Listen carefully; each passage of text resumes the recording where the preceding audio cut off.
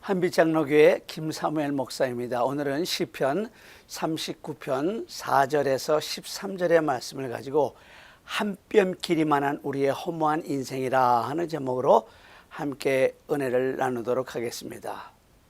여러분, 마릴린 먼로, 그녀의 본명은 노라진 모터슨이었습니다. 그녀는 20세기의 최고의 섹스 심볼이었다고 합니다. 문남성들의 우상이었습니다. 존 F 케네디 대통령도 자기 생일에 다른 귀빈은 한 명도 초대하지 않고 비밀리에 먼로를 초대하고는 무척 기뻐했다고 합니다. 그처럼 격식을 따지는 영국 왕실에서도 마릴린 먼로를 특별히 초대해서 극진한 예우를 했다고 합니다. 마릴린 먼로는 그야말로 인기 정상에서 살았습니다. 마릴린 먼로가 젊었을 때 한 이런 이야기가 전해지고 있습니다. 나는 한 여성이 지닐 수 있는 모든 것을 다 가졌습니다. 나는 젊습니다. 나는 아름답습니다. 나는 돈이 많습니다. 나는 하루에도 수백 통의 펜너트를 받고 있습니다.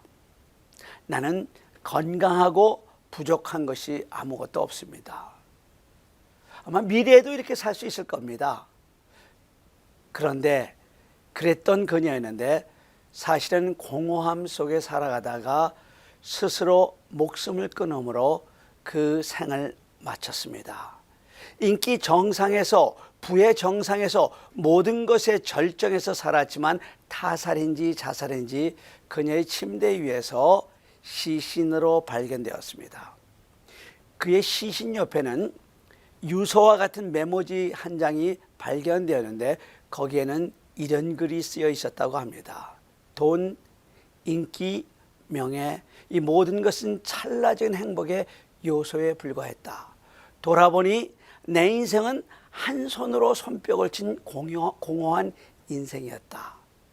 여러분, 어디 마릴린 먼로의 인생만이 허무한 인생입니까? 세상의 모든 인생이 허무하고 공허한 인생입니다. 지난 화요일에는요, 새벽 기도를 마치고 병원에 입원하고 있는 집사님을 신방하고 말씀으로 위로했습니다. 오후에는 인생의 마지막 준비를 위해서 호스피스 병동으로 옮기신다는 집사님을 돕기 위해서 세인트 빈센트 병원으로 신방해서 그분의 입술로 분명한 신앙 고백을 재차 받았습니다. 그리고 그분이 금요일 돌아가셨으니 얼마나 감사한 일입니까? 그리고 돌아오는 길에 맹장염으로 수술을 받고 병원에 계신 집사님을 신방하여 말씀으로 위로하고 집에 돌아오니 늦은 밤이 되었습니다. 집에 돌아오는 길에 가만히 생각해 보니 짧은 하루 동안에 마치 인생 전체를 돌아본 것 같은 생각이 들었습니다. 산부인과에서 고통당하고 있는 산모를 통해 출산의 비밀을 보고 75세 인생을 사시다가 마지막으로 하나님 품에 안기려고 믿음으로 삶을 정리하고 계시는 성도님을 통해서 죽음의 신비를 보았습니다. 생로병사, 처음 출산, 생과 마지막 죽음 사이의 모습을 보고 거기에다가 사람이라면 살아가면서 수없이 반복되는 질고의 모습까지 본 것입니다. 그래서 하루 동안 인생 전체를 돌아본 것 같다, 그렇게 말씀드린 것입니다. 여러분, 세상 사람들은 출생과 죽음 이 두 사이를 희노애락으로 가득 채우지만 구원받은 여러분과 저는 구원의 은혜 하나만으로도 이 두 사이, 출생과 죽음, 처음과 마지막 이 두 사이를 감사로 채우기를 간절히 바랍니다. 그러기 위해서는 우리는 우리의 인생의 종말을 알아야 합니다. 4절을 읽겠습니다. 여호와여, 나의 종말과 연한이 언제까지인지 알게 하소서. 내가 나의 연약함을 알게 하소서. 물론 여기서 종말이란 죽음의 날을 의미하는 것입니다. 인생이 끝나는 날, 이 세상을 떠나는 날입니다. 반드시 사람은 죽는 날이 옵니다. 그런데 자기의 죽음을 알고 산다는 것은 얼마나 놀라운 지혜인지 모릅니다. 언젠가 나는 이 세상을 떠난다. 여러분, 이 명제 하나만을 알고 사는 사람이야말로 지혜자이며, 이 명제를 알고 사는 사람은 삶의 자세 자체가 다릅니다. 또 다윗이 나의 연한이 언제까지인가 하는 것은 내가 얼마나 더 살 것인가, 나의 사는 날을 알려주소서 하는 것입니다. 여러분, 우리가 사는 날은 상당히 짧습니다. 얼마나 짧습니까? 여러분의 손을 이렇게 한번 펴보십시오. 그래요. 이게 여러분의 인생 길이입니다. 짧죠? 짧아도 너무 짧죠? 그래서 5절에서 주께서 나의 날을 한 뼘 길이만큼 되게 하심에 나의 일생이 주 앞에 없는 것 같이 되었다고 한 것입니다. 요거 살려고 사람들이 그렇게 안달복달하며 허겁지겁 죽자 사자, 요거 살려고 정말 눈 한번 감았다 뜨면 마지막인 걸 사는 동안에 왜 그렇게 문제는 많은지, 왜 그렇게 갈등이 많고 아픔은 많은지, 하나님의 말씀은 우리 인생이 요 손넓이만 하다고 말씀하셨습니다. 하나님은 우리 인생을 한 뼘 길이만큼만 하게 하셨다고 하셨습니다. 그래서 우리 인생을 허무하다 그렇게 얘기하는 겁니다. 우리가 솔로몬 그러면은 참 복받은 사람이다 그럽니다. 사실 아버지 다윗이 죽을 고생을 하며 이루어 놓은 정말 만세반석 위에서 인간의 온갖 부귀영화를 한 몸에 누른 사람 아닙니까? 인생으로서 솔로몬이 누린 영화는 전무후무한 것입니다. 그런 그였지만 그도 역시 인생의 허물을 이렇게 고백합니다. 헛되고 헛되며 헛되고 헛되니 모든 것이 헛되도다. 또 이렇게 말씀하셨습니다. 내가 해 아래서 행하는 모든 일을 보았노라. 보라, 모두 다 헛되이 바람을 잡으려는 것이로다. 여러분, 시편 90편에서 모세는 또 이렇게 고백합니다. 우리의 모든 날이 주의 분노 중에 지나가며 우리의 평생이 일식간에 다하였나이다. 우리의 연수가 70이요 강건하면 80이라도 그 연수의 자랑은 수고와 슬픔뿐이요 신속히 가니 우리가 날아가나이다. 여러분, 야고보서 4장 14절에서는 인생을 이렇게 말씀하고 있습니다. 내일 일을 너희가 알지 못하는도다. 너희 생명이 무엇이뇨? 너희는 잠깐 보이다 없어지는 안개니라. 또 이사야서에서는 모든 육체는 풀이요 그 모든 아름다운 들의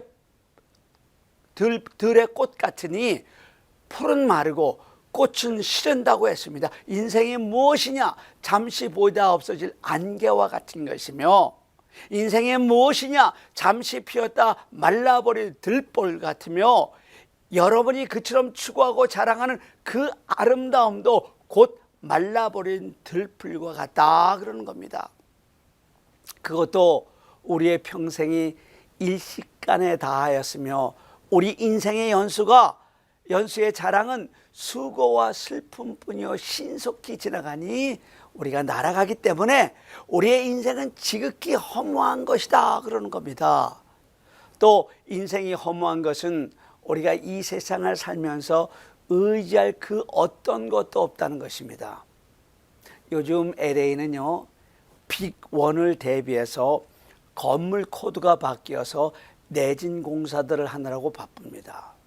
우리가 사는 이 캘리포니아 이 빅1, 세계 불의 고리라고 하는 환태평양 지진대에서도 가장 큰 산 안드레아스 지진대에서 빅1이 일어난다면 그건 상상조차 하기 힘든 끔찍스러운 일일 것입니다. 그런데 여러분들이 그처럼 애지중지하는 여러분의 집 밑으로 그 산 안드레아스 지진대가 지나가고 있고, 여러분들이 밤마다 그 지진대에 머리를 베고 눕고 있다는 사실을 아십니까? 여러분, 이 얼마나 끔찍스러운 일입니까? 정말 이 세상에는 믿을 것이 하나도 없습니다. 우리가 믿고 두 발을 디디고 사는 이 지식이 흔들리는데요. 여러분, 근래에 많이 들어서 얼마나 여러분이 근래 여러분 많이 들었지 않습니까? 그것은 우리가 믿고 두 발을 디디고 있는 이 땅이 그냥 폭삭하고 꺼지는 겁니다. 그래서 오늘 본문 6절에서 헛된 일에 분요하며 재물을 쌓으나 누가 취할지 알지 못하나이다 한 것입니다. 우리가 그토록 억척스레 모은 재물도 결국은 내 손에서 떠나간다는 사실입니다. 돈을 모으는 것은 내 욕심뿐이지 누가 가져가든지 가져간다는 것입니다. 이 세상에서 붙잡고 살 만한 것이 무엇이 있겠습니까? 믿거나 말거나 한 이야기이지만은 부산에서 실제로 일어난 실화가 있습니다. 일찍 남편을 잃고 네 남매를 홀로 키우며 고생하며 살아가던 어머니가 병에 걸려 죽게 되었습니다. 어머니의 임종을 지켜보려고 네 남매가 다 모였습니다. 그때 어머니가 나는 지금 죽어도 여한이 없는데 그처럼 평생에 다이아 반지를 한번 끼고 싶었는데 다이아 반지 한번 끼지 못하고 죽는 것이 원통하구나 하는 것입니다. 이 말을 들은 자녀들이 어머니의 마지막 소원인데 자식된 도리로 안 들어드릴 수가 없었습니다. 그래서 네 남매가 조금씩 부담해서 어머니에게 다이아 반지를 해드리기로 했습니다. 근데 머리가 잘 돌아가는 맏며느리가 이런 제안을 했습니다. 자기 아파트 옆집에 사는 아주머니가 얼마 전에 다이아 반지를 새로 샀는데 그것을 빌려다 끼워드리고 어차피 돌아가실 분이니 돌아가신 다음에 빼서 다시 돌려주자는 것입니다. 모두들 생각해보니 좋은 생각이었습니다. 그래서 맏며느리가 선물을 사들고 옆집에 가서 자기도 아주머니와 똑같은 다이아 반지를 사고 싶은데 잠시 샘플로 빌려줄 수 없느냐고 빌려서 보석상에 가서는 새 박스를 사가지고 와서 어머니에게 드렸습니다. 어머니는 마치 어린애처럼 기뻐하셨습니다. 자기 손에 다이아 반지를 끼고 불빛에 비춰보고 다이아 반지를 얼굴에 비비면서 한참을 좋아하셨습니다. 그러시더니 며느리들에게 물 한 그릇을 가져오라고 하시더니 어머니는 반지를 빼서 자기 입에 털어놓고는 꿀꺽하고 물과 함께 넘겨버리시며 만족한 듯 자리에 놓으시며 너희들이 선물한 이 반지 애미가 극락까지 가지고 갈란다 하시며 숨을 거두시고 말았습니다. 이제 큰일 났습니다. 형제들끼리 언쟁이 붙었습니다. 어떤 아들은 어머니 배를 갈라 반지를 찾아야 한다고 했고 딸은 그건 어머니를 두 번 죽이는 일이라고 그럴 수 없다고 반대를 했습니다. 결론은 어머니를 화장시켜드리고 잿더미 속에서 반지를 찾자는 대로 모아졌습니다. 근데 어머니를 화장한 후 반지를 찾기는 찾았지만 너무 손상되어 버렸기 때문에 도저히 돌려드릴 수가 없어서 어쩔 수 없이 네 남매가 돈을 모아서 새 반지를 사서 돌려주었다고 합니다. 이 어머니는 반지를 삼켜 뱃속에 넣으면 저 세상으로 가지고 갈 수 있다고 착각했던 것입니다. 여러분, 얼마나 허무한 이야기입니까? 그래요. 사람들마다 그림자같이 다니고 헛된 일로 소란을 피우며 잡으면 놓칠세라 두 손으로 움켜잡지만 그렇게 쌓은 재물 누가 거둘지 알지 못합니다. 그래서 우리 예수님도 이렇게 말씀하셨지 않습니까? 이 어리석은 자여, 오늘 밤에 내 영혼을 도로 찾으리니 그러면 내 준비한 것이 누구 것이 되겠느냐. 또한 우리가 이 땅에서 무엇을 누린들 만족이 있겠습니까? 여러분, 최고급 자동차를 받고 타보세요. 그것이 그것입니다. 고대강실 높은 집에 살아보세요. 청소하기만 힘들죠. 그것이 그것이에요. 돈이요? 돈은 참 좋은 것이죠. 돈 없어 보세요. 얼마나 불편한가. 그러나 돈으로 좋은 침대는 살 수 있어도요, 깊고 편한 잠은 못 삽니다. 돈으로 비싼 책은 얼마든지 살 수 있어도 지혜는 돈으로 못 삽니다. 돈으로 사내 진미는 마음껏 살 수 있어도 입맛은 살 수 없습니다. 돈으로 화려한 옷과 아름다운 장식품은 얼마든지 살 수 있어도 참된 아름다움은 살 수가 없는 것입니다. 돈으로 고대광실 높은 집과 비싼 가구는 들여놓을 수 있어도 가정의 행복 절대로 살 수 없고요. 돈으로 얼마든지 좋은 약과 새로 개발된 신약은 살 수 있어도 건강 살 수 없습니다. 그리고 돈으로 사치와 향락은 살 수 있어도 절대로 교양과 인격은 살 수 못합니다. 그래서 진짜 부자와 졸부가 다른 것입니다. 여러분, 돈으로 세계에서 최고 화려한 크루즈선을 타고 세계 모든 관광지는 다 다닐 수 있어도 절대로 돈으로는 천국을 가지 못합니다. 무슨 말입니까? 돈으로 모든 것을 할 수 있을 것 같아도 사실은 돈으로 정말 필요한 것은 아무것도 하지 못한다는 것입니다. 그런데 더 큰 문제는 우리가 지금 아무것도 아니라고 말하는 이런 것들조차도 그냥 얻어지는 것이 아니라 안 먹고 안 쓰고 안 입고 그야말로 죽을 똥 말 똥 애를 써도 잡힐까 말까 하다는 것입니다. 그래서 많은 사람들이 이런 세상 것들을 추구하다가 실패하고는 죽는다 산다 난리가 나는 것입니다. 또 서로 운 좋게 그런 것들을 한번 잡았다고 가정해 봅시다. 그야말로 안 먹고 안 쓰고 안 입고 부모와 형제와 자매까지 외면해서 살아서 천신만고 끝에 그런 것들을 잡았다고 칩시다. 그런데 이보다 더 험한 것이 어디 있습니까? 그것은 그렇게 얻은 그런 것들이 우리 일생에 얼마나 큰 의미를 가져다 주느냐 하는 것입니다. 여러분, 이것을 반드시 기억해야 합니다. 정말 이 세상의 물질이나 그 어느 것으로도 만족할 수 없는 것이 영적인 존재인 우리 인생이라는 것입니다. 이미 말씀드린 것처럼요, 돈이 없으면 얼마나 불편한지 모릅니다. 그렇다고 그것이 내가 불행한 것은 아니지 않습니까? 문제는 하나님을 모시고 사는 우리 인생 가운데 어떻게 하늘의 행복을 담을 수가 있느냐 하는 것입니다. 하나님은 분명히 우리로 하여금 허무한 인생, 아무런 의미도 없고 가치도 없는 이런 인생을 살게 하려고 우리를 이 세상에 보내시지는 않았을 것입니다.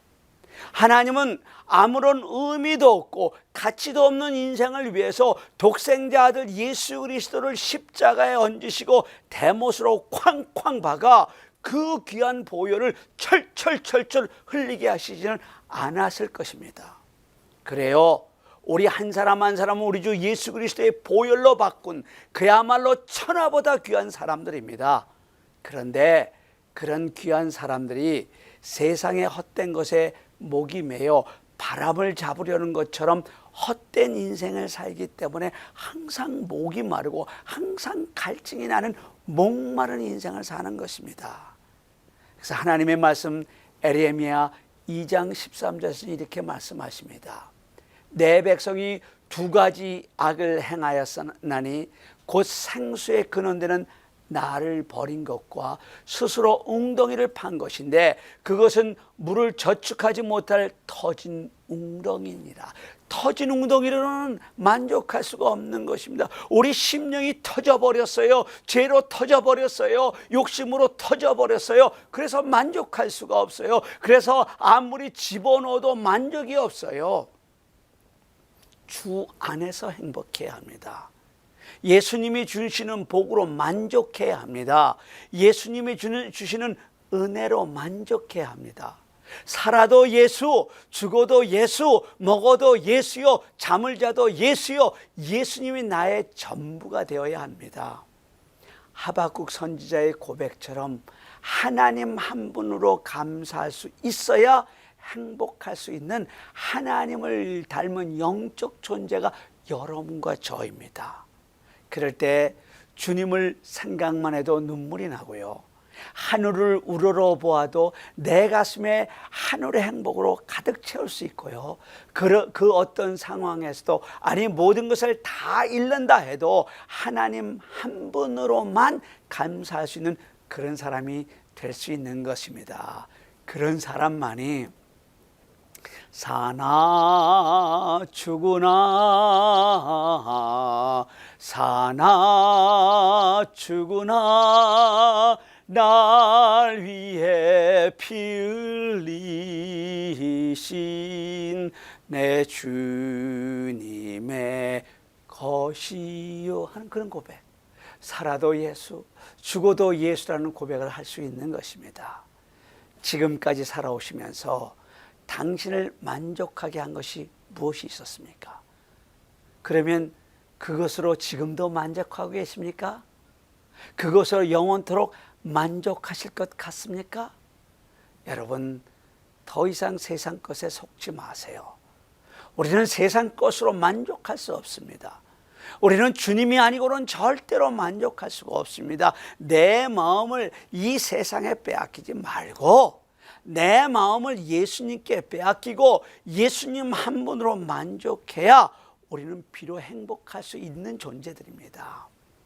그래서 우리는 우리의 삶의 의미와 가치를 예수님께서 찾아야 합니다. 유명한 유대인 정신의학자 빅터 프랭클린의 단편소설 고개사의 헌신이라는 이야기를 제가 살짝 각색하고 말씀을 정리하도록 하겠습니다. 한 난쟁이 고개사가 있었습니다. 이 난쟁이 고개사는 거꾸로 서서 공을 돌리고 접시를 돌리면서 땅을 넘기도 하고 지나간 사람들이 던져주는 돈을 가지고 먹고 살았습니다. 근데 그에게도 나이가 들었습니다. 그래서 그나마도 할 수가 없었습니다. 그를 불쌍히 여기신 신부님이 그를 성당에 데려다가 잔심부름을 시키며 살도록 했습니다. 근데 그 난쟁이는 성당에 온 뒤로부터 차츰차츰 얼굴에 생기를 잃어가고 바짝바짝 마르는 겁니다. 자격지심이 난쟁이를 괴롭히는 겁니다. 다른 사람들은 주일날 성당에 올라오면서 무언가를 들고 와서 하나님 앞에 바치는데 자기는 아무것도 가진 것이 없습니다. 자기는 아무것도 바칠 것이 없습니다. 그래서 난쟁이 고개사가에게 하루는 마음속에 이런 생각이 드는 것입니다. 내가 가진 것이라고는 거꾸로 서서 공 굴리는 것과 접시를 돌리는 것과 땅 넘기 재주밖에 없는데 혹시 하나님이 이것이라도 받아주실까? 그래서 그는 밝은 낮에 드리자니 창피해서 다른 사람이 아직 잠자리에서 일어나지 않은 새벽에 성전 앞에 가서 거꾸로 물구나무로 서서 발가락으로 접시를 돌리고 자기 몸을 동그랗게 말아서 재주를 부렸습니다.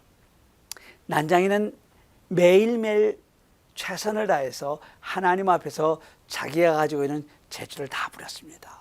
그때부터 이 난쟁이 얼굴에는 생기가 돋고 그리고 삶의 보람이 생겼습니다. 그런데 하루는 청소부가 일찍 도착해서 청소를 하려고 성당에 들어가다가 난쟁이가 그 거룩한 성전에서 재주를 부리는 것을 보았습니다. 깜짝 놀라서 신부님에게 달려갔습니다. 청소부의 이야기를 듣고 신부님이 그 사실을 확인하려고 다음날 새벽에 숨어서 지켜보았습니다. 그날도 새벽 일찍 성전으로 들어온 난쟁이가 먼저 무릎을 꿇고 기도합니다. 주님, 제가 가진 재주는 이것뿐입니다 하고는 재주를 넘기 시작합니다. 물구나무를 서기 시작합니다. 발가락으로 접시를 돕니다. 땅 넘기를 합니다. 그야말로 신부님이 보기에는 거룩한 성전에서 생쇼 망측한 일을 하는 겁니다. 신부님이 저놈하며 난쟁이를 혼을 내주려고 벌떡 일어나 서는 순간 십자가 위에 달리셨던 예수님이 십자가에서 내려오시더니 허리를 굽혀서 손으로 그 고개사의 이마에 흐르는 땀을 닦아주시며 이렇게 말씀하시는 것입니다. 내가 나를 참 기쁘게 하는구나. 내가 너의 땀을 받았다. 내가 너의 눈물을 받았다. 내가 너의 재능을 받았다. 이 모습을 본 신부님이 무릎을 꿇고 이렇게 기도합니다. 오 주님, 나도 저 난쟁이와 같이 온 마음을 다하고 뜻을 다하고 땀과 눈물을 쏟아 주님께 드릴 수 있는 종이 되게 해 주시옵소서. 오늘 이 시간 우리 주님이 여러분에게 이렇게 묻습니다. 너는 나를 위해 땀 흘려 보았느냐? 너는 나를 위해서 진실한 마음을 바쳐 보았느냐? 너는 나를 위해 무슨 일로 최선을 다했느냐? 사랑하는 성도 여러분, 여러분 한 번이라도 주님을 위해서 눈물을 쏟아보신 적이 있습니까? 물론 서러워서 통곡했던 때는 있겠죠. 한이 맺혀 한없이 울던 때도 있었겠죠. 그러나 주님이 주신 그 은혜에 감격해서 가슴에서 감사의 눈물을 쏟아내신 적이 있느냐 하는 겁니다. 눈물을 쏟아 주님께 드려지는 그 마음, 땀을 쏟아 바쳐지는 그 헌신, 그리고 내가 가진 가장 아름다운 것을 바칠 때 오히려 우리 가슴에서는 주체할 수 없는 감사가 밀려올 것입니다. 여러분, 인생은 짧습니다. 얼마나 짧아요? 그래요. 마치 우리의 한 뼘 길이만큼밖에 되지 않는 것이 우리의 인생이고요. 한낱 입금에 지나지 않은 것이 우리 인생이고요. 마치 그림자같이 지나가는 것이 우리 인생이고요. 아침에 잠시 있다가 없어지는 안개 같은 것이 우리 인생입니다. 그나마도 얼마나 빨리 지나가는지 모릅니다. 그래서 우리 인생을 밤의 한 경점과 같다고 한 것입니다. 그래서 인생을 가리켜 허무하다 그러는 겁니다. 그러나 이 허무한 인생을 감사로 은혜로 채울 때 우리는 1분 1초가 아까운 행복한 인생을 살아갈 수 있는 것입니다. 사랑하는 성도 여러분, 이제 잡을 수 있는 세상 바람을 잡으려고 하지 마시고 구원의 은혜와 감격으로 살아 결코 헛되지 않은 귀한 인생, 진정 행복한 인생을 사는 여러분과 제가 되기를 간절히 바랍니다. 우리 다 같이 기도하십시다.